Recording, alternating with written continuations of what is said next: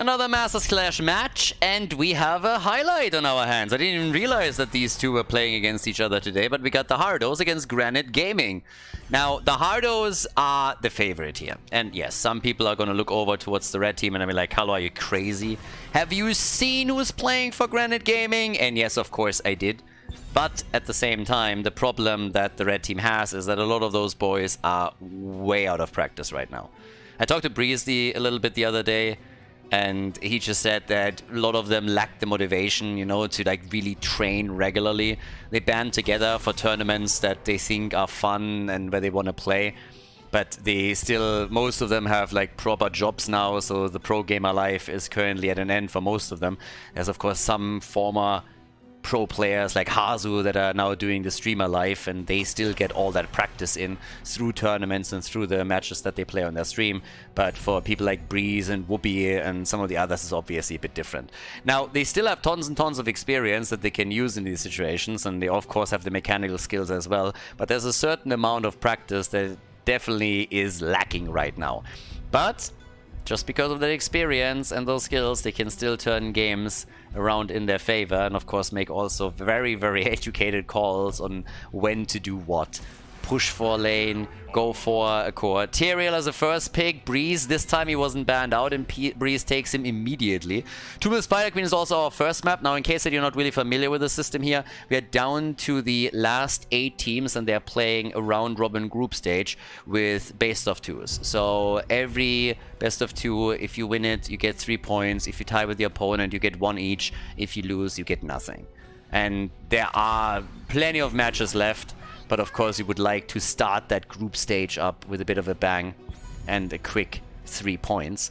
Blaze and Brightwing get taken. Yeah, and now I'm very curious to see what Maka is picking. I mean, with the Tyrael first pick, you could literally think about going for an old school Tracer composition and try and lock in a Malfurion plus Tracer. But they go down a different path with Chromie and with Whoopi. Now, to be fair, they could technically still try and do it.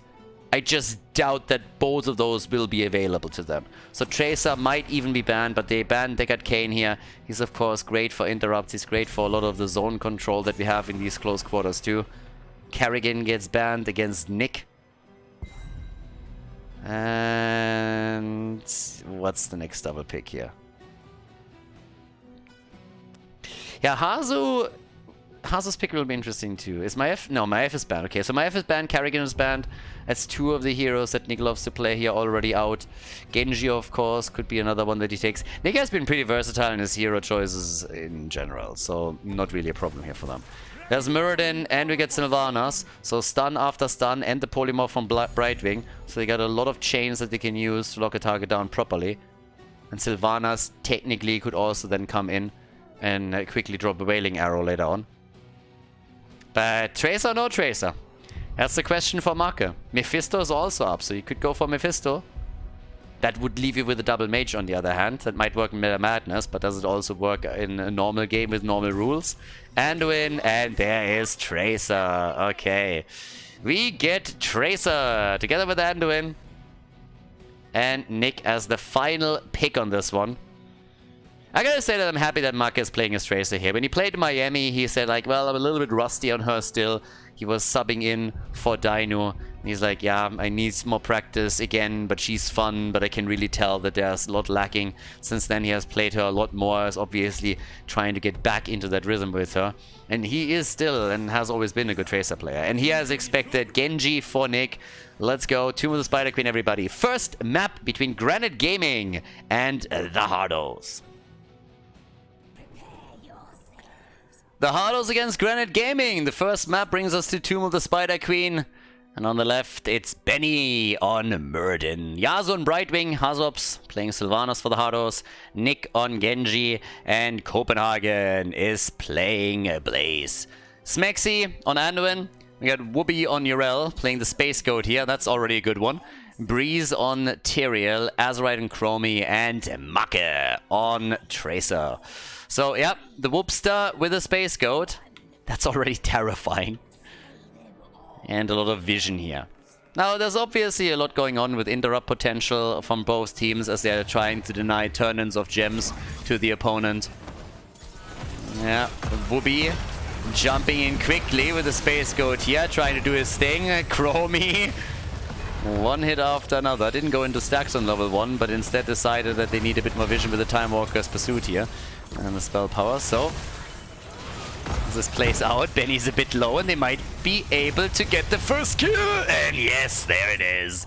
Bullseye play by Chromie and goodbye Muradin. The dwarf is down, everybody. And now the rotation, for the time being, under the control of Granit Gaming. Nicely done. But yeah, as it stands, we got on level 1 the even-handed blessings. We currently got Dauntless on Urel. And Chromie. What are we gonna get a level 4 for her? What kind of mount is that for Smexy? Captain Sheep, what do you think about this play? It was bad. The sounds of the mount are amazing. Oh god. Benny double checking. Wait. There we go. Meh.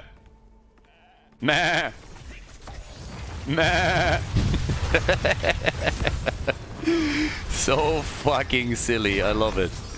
Absolutely love it. Yeah, but either way, so we got 1 kill to 0. Just camps taken by the teams. We got Siege Giants traded against the hard camp, the Bruiser camp on the right side. And yeah, little known fact. Initially, the camps were called hard camps and easy camps. And then Blizzard realized that easy camp is not really an inclusive expression. The Siege Giants were a little bit annoyed because they're like, hey, we're not easy. So yeah, that's actually defamatory. That's not okay, we're gonna sue you. And then Blizzard renamed them into Siege Giants, which made it a little bit awkward when you had the Khaldor camps all of a sudden popping up. So it was hella confusing. Nobody understood what's going on there anymore, but yeah, it's just what it is. Now, we got a couple of gems together already on both sides now, 31 to 30. Nobody turned in yet. Tyrael with his level 4 now went straight into the Stalwart Angel. We got in the meantime the time troubles. And nothing too crazy just happening. I mean, again, it's more about the camps right now. It's trying to get a couple of gems together. If you can get a sneaky kill in against somebody, then you're definitely going to do that too. And Smexy riding into battle on his fucking sheep. If anything, they should introduce a cow level mount. Moo, moo, moo, moo, moo, moo, moo. That would be awesome. My wallet is ready. I would immediately get that one. Can you imagine a Cow King mount? Ooh, it's again Anduin that ruins the play. Such a killjoy. You're syncing the kill up perfectly, stun after stun, and then Anduin moves in, zip, and just saves the target. Yeah, kind of nasty. Either way, down here, 1v1, Make, hello sir, 40 hit points. Yeah, you better go back, my friend, and get some hit points. But they couldn't get the kill, so 14 gems have been turned in, and 12. Okay. Breeze, but still with 27. That's always a little bit annoying when your main tank has this many gems, because he wants to be at the front line soaking the damage, but if you have that much to lose, it's always a bit of an awkward situation that's going on there. Stormbolt is missing, Chromie dodged out on it as well. And now that we have Make moving in, he's looking again for the damage, but gets insta polybombed. Yeah, then again, Benny! Okay. Benny, this time, good Benny. Did not die. He did make it. Okay. So, Make, yeah, they're all low. The poke that we're seeing from the Hardos now is very good. And this finally resulting in a kill. So finally they get a kill here. We're able to get the first one. Chromie is down. And that's a good one. Slapping her around a little bit, always very satisfying. There are certain heroes that you always love to kill. Hanzo is one of those, Chromie is one of those, Genji is one of those, Tracer. I mean, normally it's either the guys that have like an insane range and just poke you the entire game from afar, and then when you finally get at them and you drop them, it's just like a good moment. Or it's the ones, you know, that just like zip around with that extra mobility and just needle you slowly and steadily, and you're just like, ugh. They're buzzing around like a mosquito, and you're just waiting for that fly swatter that allows you to take them down. But the one thing that's also going down here are the web weavers. So web weavers touched ground for the blue team first, the Hardos with the turn-in. And the battle is on. Now it's all about the defense here. And uh-oh. Whoopee! Yeah, he's dead. But the good news is Maka gets the gems. Or does he? I guess no. So Maka doesn't get... No, he got them. Okay. Maka gets the gems. I was like, dude, you gotta hurry if you still want to recover them. So Maka recovers the gems. Breeze still has 39, by the way. And the Sylvanas push down here at the bottom of the map is gonna net them a fort. Yeah, that fort is down. That fort is gone, and, well, if they can get Breeze... Oh, shit. They actually got him. 39 gems down the drain. Hashtag worth. Totally worth it there. Pushing this a bit further. 3 kills to 1. They got level 10, and that is a massive amount of gems that has just now been lost to Granit Gaming. Now, they still have a potential turn-in, so that's the good news, but... This is way too much that they just lost here. They needed to turn this in earlier, and it just didn't happen. So now with Breeze dying, that's just a nightmare. Level 10 abilities will be available for both, but it's still a freebie camp for Hardos as he's down at the Siege Giants and takes them. Yeah, and here in the middle, Breeze trying to get some gems back. But there's the level 10s for them, so he can literally engage with a light bomb now once that he gets it. Tyrael also waiting on his level 10. Don't tell me. I mean, come on. That's a sanct if anything. I mean, there has to be a sanct, right? Yes, of course. He's always teasing. He's always teasing the judgment. But again, we now have 20,000 damage for Tracer. 22 for Genji. Oh, stun into stun. Turn in potential for Maka, and he gets interrupted. Yeah, Maka got interrupted here. Was hoping for a turn in for his team. Couldn't get it. And the bot lane is still pushing. And Smex is still riding on his shitty mount. Am I the only one that just looks at the game, like looks at the fights, and all of a sudden out of nowhere it's like meh, meh, meh. But now Whoopi, yeah, the goat is down. The end of the meh. Breeze was looking for the sanctification, that didn't work either. Maka wants the kill on Hazu, can't get it. 36 gems for him, and he is in real trouble now. Yeah, that's another kill. 36 gems down. Guys, that's pretty much game. I mean, maybe not quite yet, but that's a disaster. That means they just lost 75 gems. 75 gems are now gone. So, can they still come back? Yes, of course. Especially if the Hardos are deciding to int a little bit and start throwing the game. But if they play this out disciplined, then that difference in gems is going to be a problem. Oh, Benny's being bad again. Benny! Stormbolt can... Well, yeah, that's a kill on Brightwing. The fruit fly is dead. Benny gets out, so Brightwing sacrificed herself for Muradin. I actually don't know what I think about that. Yeah, Benny was the one a little bit too deep, gets caught, and then Brightwing commits Sudoku so that Muradin can survive. Yeah, very honorable death for the fruit fly. So Trashwing is about to be back in a second. Can of course then move into still enough gems for a turn in for Granit Gaming. So it's only a matter of minutes until Azurite dies too. But nah, just jokes aside. So it's level 30 that's the real problem here. The Hardos are going to get the next talent. They're already moving in for the hit down in the middle of the map as they're hoping to take another fort down a notch. And now we're kicking in with level 13. So, what are they getting here? Nothing too insane. Muradin going into the Bronzebeard Rage. Remorseless is in. Alright. We get the Pixie Power. Safe on Breeze. Yeah, he was in trouble for just a second. And I gotta give it to Granit Gaming. They're not too far behind when you think about it. They're only not even half a level behind. The problem is the structures that they lost. The Hardos haven't gotten a second turn in yet either, but they're working on it. And they're getting a little bit closer on this one. Yeah, second turn in. Nearly there. They lack 14 gems. Nice engage by Marker. Can they get the kill on Hazu? And the answer is no. Bunker saves the day for them. But big fight. The Sanct is already out. But it seems like the red team is losing the momentum here. Nick starting to jump in. The light bomb stops him though.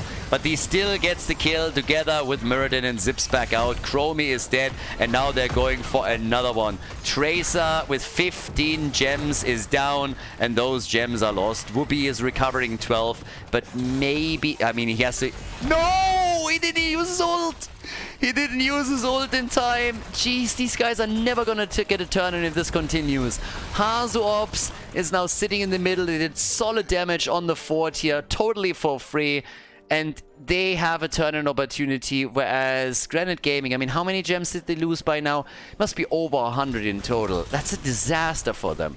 They just can't get the turn-in here. This totally crazy. And Breeze now eats the Storm Bolt. The man has 14 gems. They're losing them as well. But at least they can recover them with the rest of the team. Or at least I thought so. Nick. Yeah, he's still fine. Yeah, careful. Oh, Muradin is just moving in with the Storm Bolt. But there's the Light Bomb. Where Beavers are coming down. They're going to lose 1 or 2 heroes. Brightwing is dead once again. Brightwing eliminated just as the push is starting up. So that's good timing for Granit Gaming to lock a kill in. And Muradin, can he save Blaze? I doubt it. Hazop's already had to move away. Copenhagen, yeah, nice attempt. Tries to go for the Hearth here. I mean, if that one goes through, can you imagine them just sitting around and not getting the hit in against him?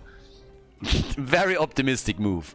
But again, he did everything he could, right? He made all the moves. He's like, I tried. Nobody can be mad at me. I did my best. Yeah, the blue Vampires are still doing some damage, but the top has already been defeated. Down here at the bottom, yeah, 2 forts are now gone. But it's all of a sudden Granit Gaming that is starting to get some momentum here. Yeah, Benny is going to be saved by Brightwing. The problem is who saves Brightwing after that? Are we going to see the same problem? Brightwing dying? Yep, it's exactly what we're seeing. Brightwing dead, and now they're trying to go for Nick. Again, game's not over yet, but they're still losing a lot of ground. Genji protected and gets killed. Genji is dead and the bottom keep is likely gonna fall now. With catapults and also them still doing damage unless Chromie is able to insta-burn them down, that keep is gone. And indeed it falls. Yep, this one does the most damage here. And therefore, we already have all the forts and a keep destroyed on the side of the red team. Still fighting it out, and there's enough gems available for Granit Gaming again. The kill against Tyrael, but Sylvanas dies too, so it's just a bloodbath at this point. 10 kills to 7. Mad brawl between the two teams here. Nobody wants to give up the middle. Everybody is just fighting it out inch by inch in the attempt to get momentum and kills. It's still level 17 versus 16, so both are on the exact same talents, but Urel and Tyrael haven't even chosen yet. So now Benny gets attacked, is able to get out, hits another Storm Bolt. Ah, good stun follow-up against Whoopi. But I suppose that this time they're finally going to get that turn in. Yep. Okay. I was wrong. They didn't get the turn in. Here comes Genji with the ult, jumps in, gets a lot of damage out. Can they get the kill though? Chromie, okay, there's Tyrael too, could use the Sanctification. And does immediately, so he saves the day for the rest of the team. But they're losing ground again and the problem is still the same. There is a chance for a turn-in, but they haven't been able to establish a position in the middle of the map that would allow them to get the gems delivered. And of course, it's made more difficult by the fact that the blue team still has their fountain up, which means, sorry, their forts up, and therefore the fountains, which means that they have a lot of sustain there. Smex is the only one that hasn't died yet in this game. He's employing a very old strategy to make that happen. The French defense. When trouble's brewing, he runs away. And he's been very successful with it. Very successful with it. So 0 deaths on him, which is kind of impressive considering that everybody else, even on the blue team, died at least once so far. Siege Giants on the bottom of the map now. Yeah, they still try to turn in here. They can't get that Weaver wave, can they? They need to take some structures down. They go for Smex here, and he's dead. Caster Curse strikes again. And Anduin is not the only one that dies. Nope. Breeze goes down too. Tyrael is eliminated. Now we have a 5 kill advantage for them. And no turn-in opportunity, but this bad boy is still up. And now we're 15 minutes in. So, yep, that's definitely going to hurt if they can claim it. Should be able to move through the top lane, maybe even get the keep itself. Over here in the middle of the map, that has to be dealt with. Bot lane was also a bit of a problem, so not only are 2 of the heroes missing for the red team, but they're also struggling with the fact that they have to respond to those lane pressures. They can't deal with the boss. They have no chance of doing anything here. So, for now, we have them pushed through the top. Turn-in wasn't even possible for them. Sometimes what you get here, actually you see it a lot, is that a team is just trying to come in with the turn-in and then counters the boss with that. But over here, it seems like this might be the second keep of the game. Yeah, they have level 20 now. If they get kills here, they can go core. So this is all about how they play this one out. We got Chromie at least with their own level 20, but the fortified bunker is now in. The dragon becomes me. Cooldowns are ready. Wailing arrow. Yeah. Keep is gone, and this looks bad. Really bad. The kill. Nick is alive. Can he get killed? No. They can't even get the kill there. No, they get him. Chromie takes him down, but the core is now losing hit points. Core is losing hit points, and I think they should be able to right-click this one. This is looking fantastic for the Hardos. They are on their way to victory in game number 1. Core down to 63%, but maybe they have to fall back. Good zoning from Granit Gaming.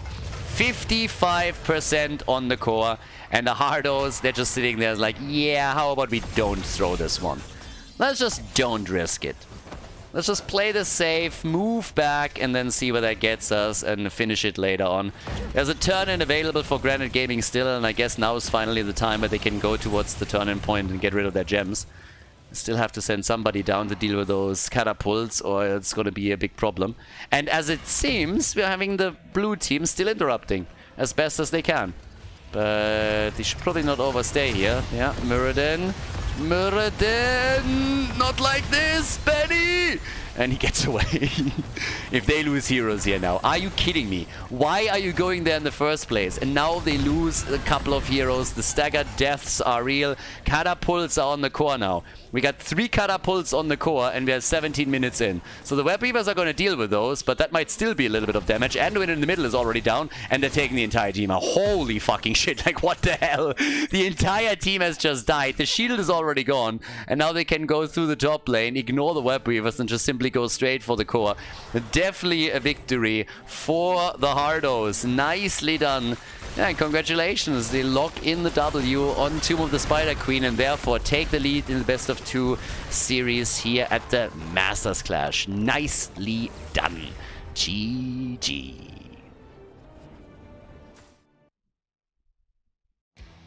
Before we head into game number 2, make sure that you subscribe to the channel if you haven't done it yet so you don't miss out on any future content here on Khaldor TV. Game number 2, Battlefield of Eternity, everybody. The Hardos are in the lead against Granit Gaming, and Battlefield is the second map. Was a little bit overwhelming there for Granit. Honestly, I don't even know what happened in the last team fight. That's a fight that shouldn't even have happened in the first place. Catapults were starting to pressure the core, and all of a sudden everybody just dies. So it seems like Genji popped off with his 20 or something and got reset after reset. But damn, they took a 4 versus 5 battle without their healer. And the blue team, oh sorry, the red team just disappeared. So good job by the Hardos, finishing what they started there. Now we're going on Battlefield, and the first thing that happens is the Maka Respect ban. They're banning out Tracer. So yeah, there's that. And we have the Li Ming and Lucio ban. So you still got heroes like Hanzo up. Yeah, they're targeting definitely the heroes that cause them the most problems at this point. And Breeze's Diablo, or Breeze's Tyrael is obviously incredible. They lost the game, yes, but still, he did a lot of work for them. So there's the ban. Tracer got banned out too. And now what do you first pick? Are you still going against immortal damage? Do you just go for like a Hanzo? Are we dealing with a side laner? Or what's the choice? They go for Muradin. They go for Breeze Muradin here. Yeah, can start with that stun. I mean, technically, if you wanted to, you can also pick Chromie again, so she's not banned. Could still be claimed afterwards. Yeah, Immortal, there's Han. Okay, there's the... I expected one of these two to be taken by the red team, but here they are. So Hanzo and Blaze, you have your mortal damage, you have your side laner, you have good stuns that you can chain with the main tank. And what are we getting for Whoopi and the rest of the team here? Let's assume that we get some of the damage dealers a little bit later in the game. So now you can still work on your side lane and, for example, decide whether or not you want to... Okay, Karazim. Karazim is honestly a hero that I feel for Breeze, for Smexy is a little bit better because it's more aggressive, and Smexy just likes to be someone that has more of an impact in the game too. So now he's going for Karazim. They got Genji, and that gives you already a clear picture that they want to have a composition that is very aggressive in the sense that they can all engage together and really collapse onto a single target. So you have Genji with the gap closer, Karazim, Murden, the same thing, and we might see the same from their side laner, for example, if they go for Urel again. And also, depending on what we're getting from Make here. I mean, if you have a team that really just engages on the opponent like this, just having someone in the back line is also not too bad of an idea, because it creates more space for them. So, for example, Lunara could be played here too. They could try and go for Marcus Lunara, poke him down slowly with the damage over time. Genji moves in, finishes a couple of those jobs and gets the resets on the Swift Strike. Whereas on the blue team, they're banning out Zarya. They don't want to run into any crazy shenanigans here. But you still got Nick up. My Yef is, by the way, still up, if they would want to go that way. So yeah, I mean it's Battlefield, but still. Benny, Brightwing again. All right, Brightwing for Yasuo. Okay, and there is the Garrosh pick. So we got Garrosh together with Blaze and Brightwing. So again, they're looking at a lot of CC. You have Hanzo's arrow, you get the Jet Propulsion, you get Brightwing in the Polymorph, you have Garrosh, and that is just teeing them up for damage. Yeah, Marke. I'm more interested in what Marke picks than what Wooby picks. I mean, on the side lane, we have plenty of options, but what's the damage? Haha, my F, alright. Picking it away from Nick, that of course works too. And here is Sonya. That is quite the setup. Genji as your only range damage. Muradin, Maiev, and Sonya with Karazim. I mean, everybody here can move in, especially if Sonya dares to pick Leap. So that's another one. Okay. And what's Nick gonna do? Again, if they win it with a 2-0, they get 3 points. If Granit Gaming takes at least one map, then they share them. Each team will have 1 point. Abathar, yes, the slug! Hail to the king, baby. Awesome. Not what I expected in the I mean, not even a little bit. That's wild on Battlefield. But hey, I'm totally game for it. So guys, let's go. Battlefield of Eternity. It's time for the king. Game number 2. The Hardos against Granit Gaming. On the left side, Bad Benny on Garrosh, Copenhagen on Blaze, Yasuo on Brightwing, Hazu is playing Abathar. That is just amazing. And on Battlefield of Eternity too. Now, we got Nick on Hanzo. Honestly, I would expect a bit more of a focus on the Toxic Nests, given that this is Battlefield and you want to control the middle. On the right side, Granit Gaming with Whoopi on Sonya. We got Smexy on Karazim. Azerite on Genji, Breeze on Murden, and Make with Maiev.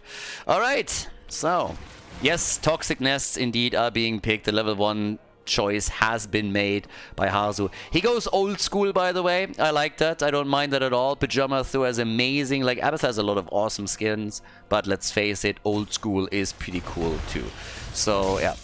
Hazu with the slug. God, that hero was one of Blizzard's best ideas, I gotta say. Abathar is just amazing. He's fantastic. But yeah, so with that, we got down to the bottom of the map. Yasuo and Nick, they are already poking this out slightly. We have a bit of a trap here by Bad Benny on his Garrosh, but the Toxic Nest is going to sniff that out in just a moment. So Breeze kind of knows what's going on there. Yeah, Abathar, yep, there it is. Gets the vision, there's the flip, and the first stack for the level 1 on Bad Benny.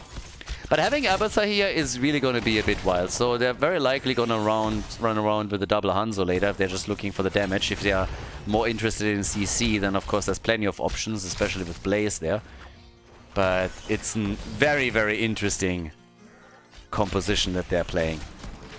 Abathur would have fit really well for Granit Gaming if you think about it. The symbiote on Genji, on Karazim, on Maiev, on Muradin. I mean, on all of these heroes, it would have been crazy good. Blue team is still able to get themselves one of the camps. So yeah, good for them. Obviously, Abathur needs to be a little bit careful if Genji at some point gets a bit too aggressive and thinks he can just zip in with a Swift Strike and take the slug down. You gotta get away from that as quickly as you can. But yeah, they go for Benny, and here comes the mobility that I've been talking about earlier. There's the kill. So Garrosh goes down. This is exactly the mobility that I highlighted a bit earlier today when we were talking about the draft and how many gap closers there are on all of these heroes. Level 1 for Karazim, again, as usual, Iron Fists. Has no other talent. There's nothing else that's worth taking on level 1 for Karazim. It's just a fact at this point. If Blizzard wants to make those talents, the alternatives a little bit more interesting, then they definitely need to address that in one of the balanced patches. But generally speaking, if you're playing on a competitive level, you're not picking anything else. I honestly can't even remember the last time that I've seen anything but this taken in an actual competitive game. So towards the top, we now have the camp pushed in. Same thing is of course happening at the bottom of the map. Both of the teams diligent around their mercenary camps here. And yeah, the toxic nests are starting to get really annoying. That's one of the cool things about Abathur. Not also does he give you vision on the map with those toxic nests, but they also slowly take the opponent down, and depending on what you are going for in regards to talents, you can slow them and open up kill opportunities too. Talking about kill opportunities, Whoopi on Sonya nearly got dropped here.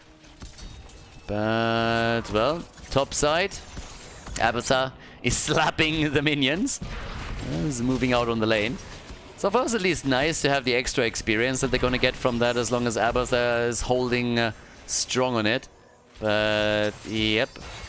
We still have to fight over the Immortal. Not really breaking out yet. I mean, nobody has damaged either one of them. So nobody's making a move there. This mount is so dumb. I love it.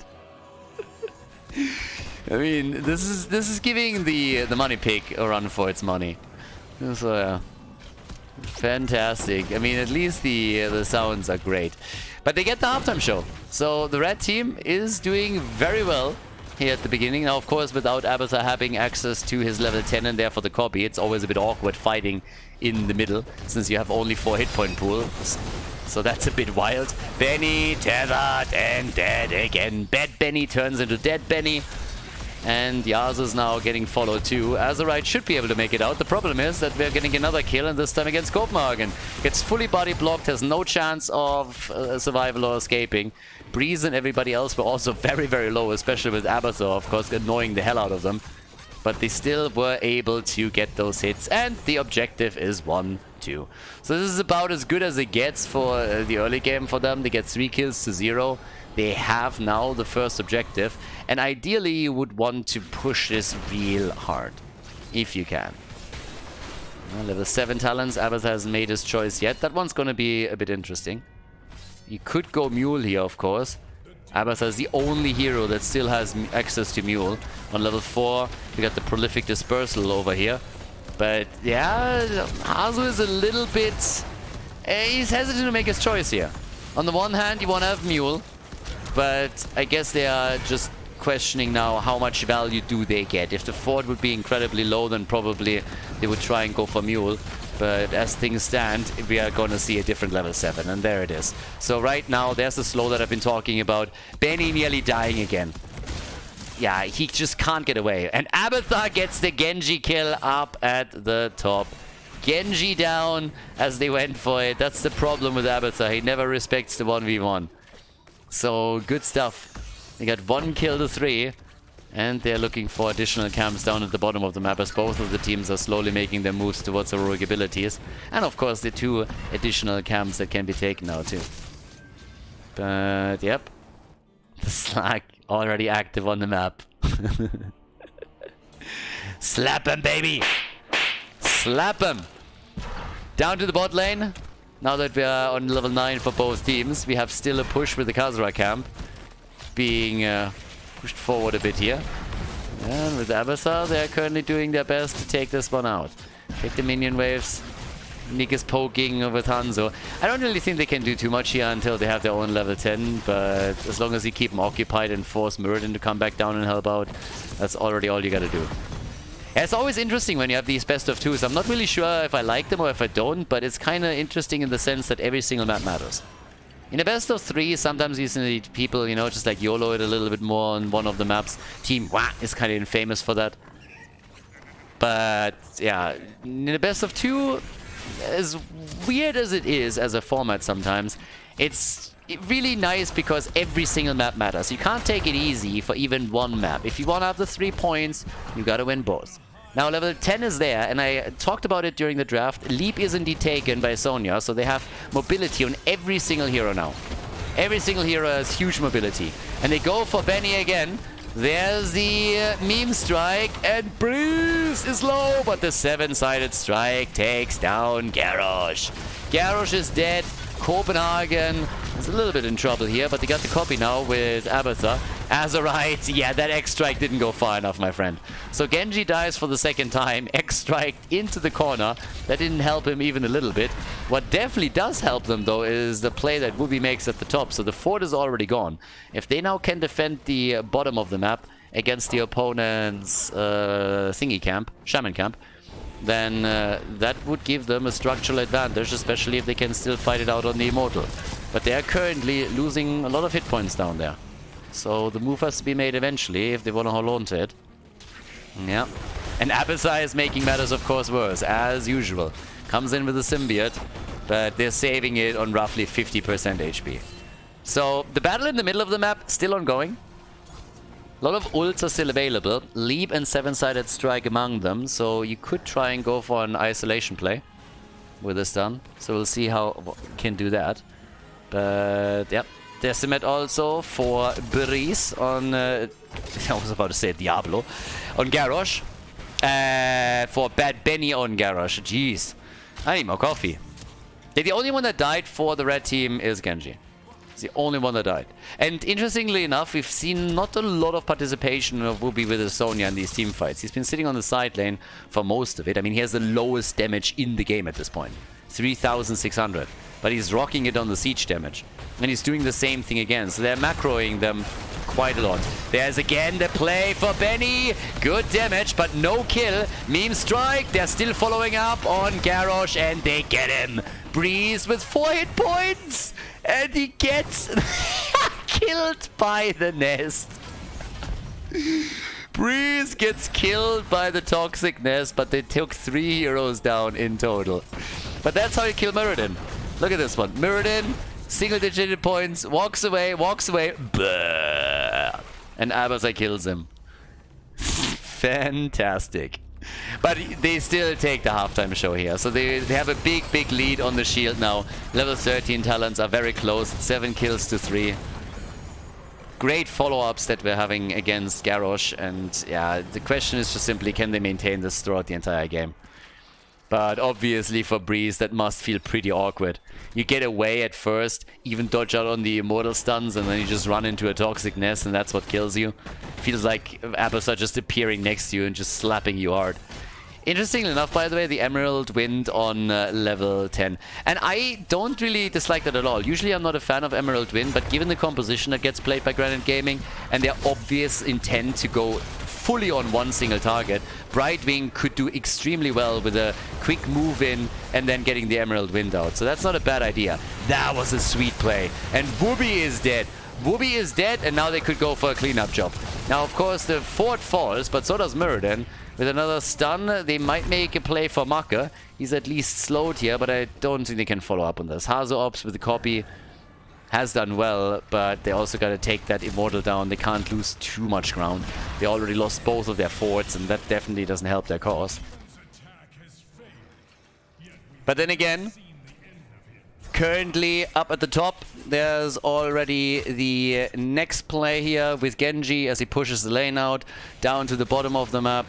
We have Yasu and Copenhagen doing their thing against Nick, so it's all about camps right now. They were able to get a bit of a lead in amount of heroes on the map, and they used it to take the camp. If they can now escort it in to take the fort down, that would be pretty sweet. But, well, instead of that happening, they're just collapsing on Hanzo with a quick leap on Sonya. Ooh, get the kill and follow it up with a second one against Garrosh. So that turned quickly from, hey, we got some momentum and might be able to make a play or two here, to, yeah, now we're all of a sudden starting to lose the game again, or lose heroes. And I suppose the top wall is not gonna be happening either. 9 kills to 5. Not happening either. I mean, this one is not going to be defended. They're going to take this one down at least. And Maiev is now pushing through the bottom of the map and stole the camp away. So that's actually interesting. So they pinned them towards the top lane, and then now they have catapults and also the shamans down at the bottom of the map, so they can do that. Let's see. Up towards the top, we got Whoopi and Azerite. On the right side of the map, Make and Smexy are going for the next camp. And of course, this is going to give them some XP. They already have level 16.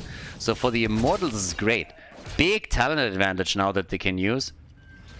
We got the Vengeful Knives in. And of course, it's Smexy. Way over 100 fists. Not surprised. Not even a little bit. More damage. More damage. And the Rampage. Rampage for Sonya. So all about the damage, damage, damage. They can't kill you if you kill them first. So, yep. There it is. But again, by now we have Whoopi still lurking around here. Top side is getting pressured. Careful, Breeze. Yeah, disengage from Brightwing with the Emerald Wind. Still have the next play up against Benny.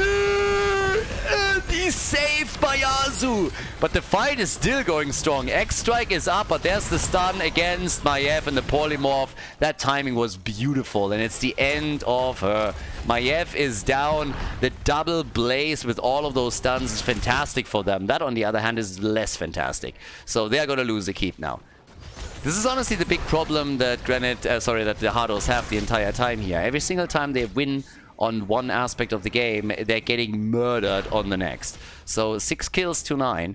We got 17 to 16. And Abalsa is not going to be able to prevent this, I thought. Maybe he is? Hello? Really? Nah, that keep goes down. The fight continues, by the way. Breeze gets pushed back, gets stunned. 7-sided strike as they try to at least get the kill on Benny. That didn't happen either. Now Azerite is low and likely gonna fall. And yep, that's the end of him. Are they really saving that keep? Holy hell. That might happen. Make is back, but Whoopi has to leap out. Make is still doing his thing. And he gets away. But here's the Slugger. And he's saving it. He's saving the keep. That's the moment you're asking yourself, why the hell didn't I take Mule? Of course. And dead. Now he's gonna die. I call worth. I call worth.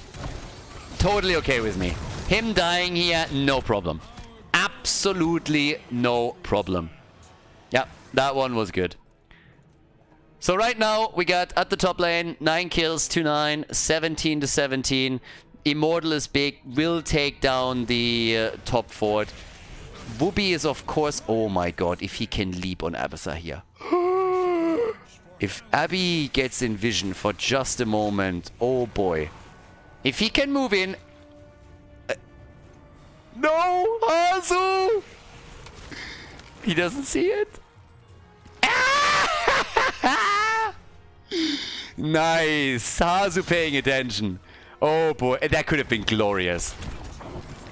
That could have been so fucking good. But yeah, instead what we're having is a top lane push. I don't think that it's going to cost them the keep, but I love that Whoopi was looking for the Abyssa kill here. That could have gone their way, for sure. So right now we have the play made for the top keep. This one is not going to fall. They're going to be able to defend it. And with one keep destroyed up at the top, that's obviously a big lead for Granit Gaming. But in team fights, it's still fairly even. So there's still a chance that you can make plays here to get the game back. You have to win a couple more team fights if you're the blue team and then try and take the bottom fort out. Maybe make a move for the top keep even. It's already taken damage. The wall has been destroyed, so it's a lot more vulnerable. But, well, here we go. 18 to 18.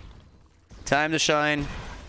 And yep, can they get the bottom keep too? It's pretty much a battle for level 20, right? And Abathur can always side lane soak the way that he does here. So that's the good thing of having him on the team now. You not only have the double, mostly the double blaze with all of the stuns and the slows in these team fights, but you also have the side lane control that saved that top keep initially before Smexy moved in and committed Sudoku to take it down. So right now we have everyone still looking at their camps and trying to set them on route.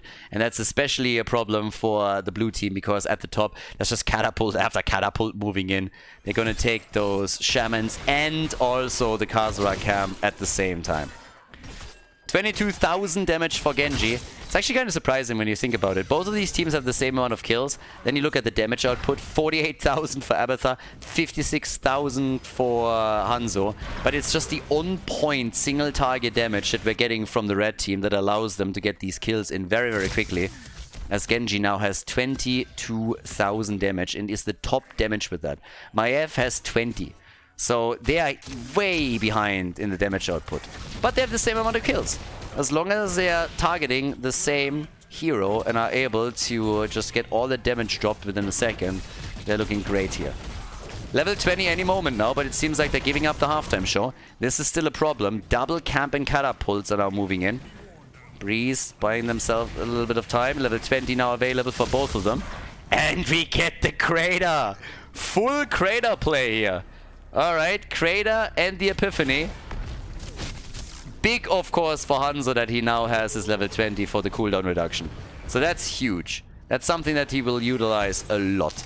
And as all of that happens, Whoopi is still pushing the bot lane out a bit. And the problem, of course, is this. This is catapults on the core now, at least one, because this one is, of course, inting as usual. And it's just taking the side down. Then again, team fight over here. Brightwing is already out, so they're engaging into the battle again. But the core is losing hit points and shields very quickly, so that's a problem. Abathur has to deal with this, and while he does that, Genji gets killed by Hanzo. Brother against brother. Easy hits right there. Yeah, catapults on the core in just another second again if this one pushes in too. Bot lane, of course, the keep might be in trouble too if a few more catapults are massing there. But it's a 4 versus 4 now. There's the Storm Bolt. Abathur doesn't have his copy available. That one didn't do anything, but can they get the kill on Breeze? Muradin, yes, he dies. Muradin is down, he's eliminated, but Smexy, with one punch after another, comes in and takes Hanzo down. Now they go for the Garrosh kill, and Karazim is just crushing it.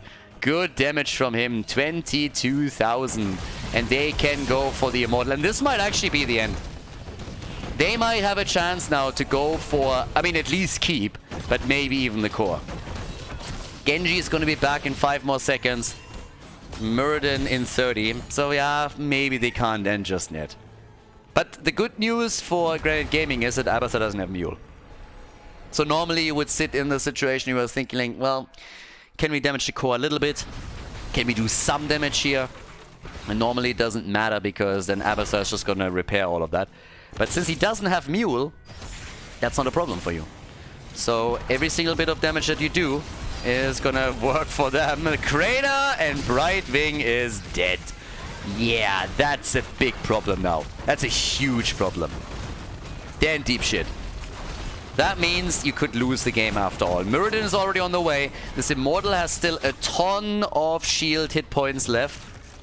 And yeah, there's the copy, of course. Blaze, 1 stun, 2 stun, and Smexy gets away. And the shield is falling on the core. Yeah, the Hardos are in real trouble. This might be the first tie that we're seeing today. Can the Hardos somehow turn this? It doesn't look likely. No, they're going to lose it right here. This is game 100%. Granit Gaming, they take the victory of Battlefield of Eternity, and each team walks away with 1 point for the standings.